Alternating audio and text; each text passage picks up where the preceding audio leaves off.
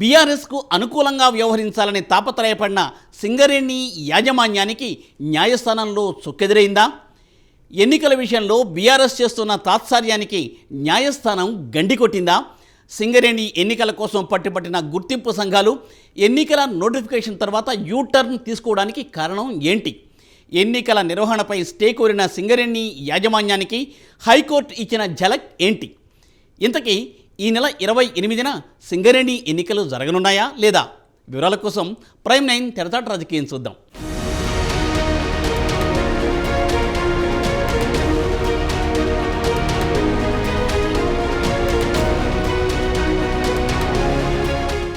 సింగరేణి గుర్తింపు సంఘం ఎన్నికల్లో రాజకీయ పార్టీల పెత్తనం పెరగడంతో ఎన్నికల నిర్వహణకు యాజమాన్యం తాత్సారం చేస్తోంది.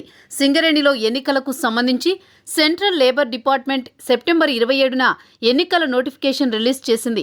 ఇప్పటికే హైదరాబాద్లో డిప్యూటీ లేబర్ కమిషనర్ వద్ద ఏఐటీయూసీ, ఏబీకేఎంఎస్, బీఎంఎస్ నాయకులు ఎన్నికల నామినేషన్ల పత్రాలను సమర్పించారు. నామినేషన్ల దాఖలుకు శనివారంతో గడువు ముగియనుంది. అయితే సింగరేణి ఎన్నికలను ఇప్పట్లో నిర్వహించలేమంటూ సంస్థ యాజమాన్యం హైకోర్టును ఆశ్రయించింది. సింగిల్ పిటిషన్ను విచారణ జరిపిన ఏకసభ్య ధర్మాసనం నోటిఫికేషన్ ప్రకారం ఎన్నికలు నిర్వహించాల్సిందేనని తీర్పునిచ్చింది. ఈ తీర్పును సింగరేణి యాజమాన్యం హైకోర్టు డివిజన్ బెంచ్లో సవాల్ చేసింది. దీనిపై విచారణను న్యాయస్థానం ఈ నెల 11కి వాయిదా వేసింది. దీంతో స్కెడ్యూల్ ప్రకారం సింగరేణి ఎన్నికలు జరుగుతాయా లేదా అన్న ఉత్కంఠ కార్మిక సంఘాల్లో నెలకొంది.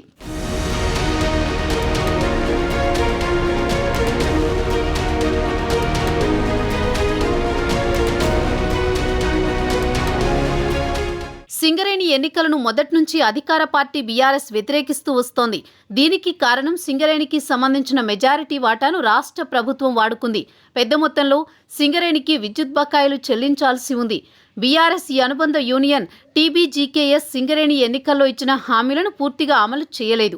2014, 2018 ఎన్నికల సమయంలో సింగరేణి కార్మికులకు సీఎం కేసీఆర్ ఇచ్చిన హామీలు కూడా అమలు చేయలేదు. దీంతో సింగరేణి కార్మికులు సీఎం కేసీఆర్పై గుర్రుగా ఉన్నారు.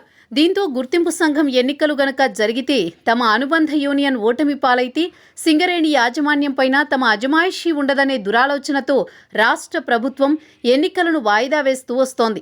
ప్రత్యక్షంగానూ పరోక్షంగానూ ఎన్నికలు రాబోయే తెలంగాణ అసెంబ్లీ ఎన్నికలపై ప్రభావం చూపనున్నాయి. గుర్తింపు సంఘం ఎన్నికల్లో టీబీజీకేఎస్ గెలవకపోతే సింగరేణి గుర్తింపు సంఘం ఎన్నికల ప్రభావం ఉమ్మడి ఆదిలాబాద్, వరంగల్, కరీంనగర్, ఖమ్మం జిల్లాలోని 12 అసెంబ్లీ నియోజకవర్గాలపై పడనుంది. దీంతోనే రాష్ట్ర ప్రభుత్వం ప్రతిసారి ఎన్నికల విషయంలో సింగరేణి యాజమాన్యాన్ని అడ్డు పెట్టుకుని ఆపుతోందని మిగతా ట్రేడ్ యూనియన్ సంఘాలు ఆరోపిస్తున్నాయి.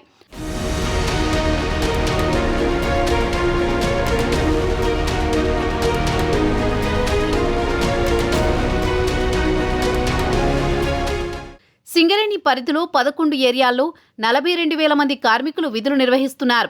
కోల్బెల్ట్ ఏరియాలోని ప్రజాప్రతినిధులు కార్మికుల సంక్షేమాన్ని మరిచారని ఆ వర్గం ఇప్పటికే గుర్రుగా ఉంది. అక్టోబర్ 28న ఎన్నికలు నిర్వహించాలని ఆర్ఎఫ్సీఎల్ నోటిఫికేషన్ విడుదల చేసిన క్షణం నుంచే సింగరేణి కార్మిక సంఘాలు స్వరం మార్చాయి. మొదట ఎన్నికలు నిర్వహించాలని 14 సంఘాలు సంతకాలు చేశాయి. కానీ ఇప్పుడు 12 కార్మిక సంఘాలు ఎన్నికలను వ్యతిరేకిస్తున్నాయి. ఎన్నికల స్కెడ్యూల్ ప్రకటించడం మినహా ఎన్నికలకు సంబంధించిన స్కెడ్యూల్కు సంబంధించి ఒక్క అడుగు కూడా ముందుకు వేయలేకపోయింది ఆర్ఎల్సీ. ఈ క్రమంలో కార్మిక సంఘాలు ఎన్నికలు నిర్వహించే వరకు టీబీజీకేఎస్ను గుర్తింపు సంఘంగా పరిగణించరాదని, అన్ని కార్మిక సంఘాలకు సమాన హోదా కల్పించాలని డిమాండ్ చేశాయి. ఎన్నికలు ఇష్టం లేని యాజమాన్యం అన్ని కార్మిక సంఘాలకు సమాన ప్రాతినిధ్యం కల్పిస్తామని ఆర్ఎల్సీ సమక్షంలో రాతపూర్వకంగా అంగీకరించింది. ఇప్పుడు ఎన్నికలు జరిగితే 1-2 సంఘాలు మినహా సింగరేణిలోని సుమారు 10 సంఘాలకు ప్రాతినిధ్య గుర్తింపు అవకాశాలు రావు. ఈ విషయం కార్మిక సంఘాలకు తెలుసు. ఇప్పుడున్న పరిస్థితుల్లో ఎన్నికలు జరిగితే గెలిచిన వారిది పై చేయిగా ఉంటుంది. కాబట్టి కార్మిక సంఘాలు ఎన్నికల వాయిదాను సమర్థిస్తున్నాయి. అసెంబ్లీ ఎన్నికల తర్వాతే సింగరేణి ఎన్నికలు నిర్వహించాలని ప్రతిపాదిస్తున్నాయి.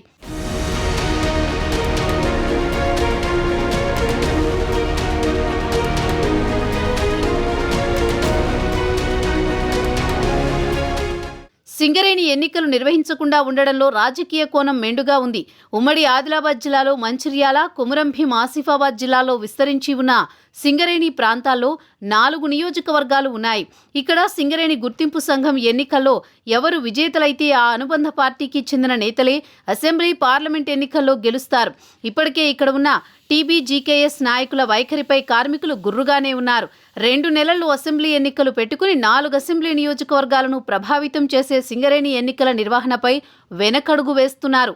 గుర్తింపు సంఘం ఎన్నికల్లో గెలిస్తే పర్వాలేదు, కానీ ఓడిపోతే రాష్ట్ర వ్యాప్తంగా రాజకీయాల్లో పెనుమార్పులు జరిగే ప్రమాదముందని అధికార పార్టీ అంచనా వేస్తోంది.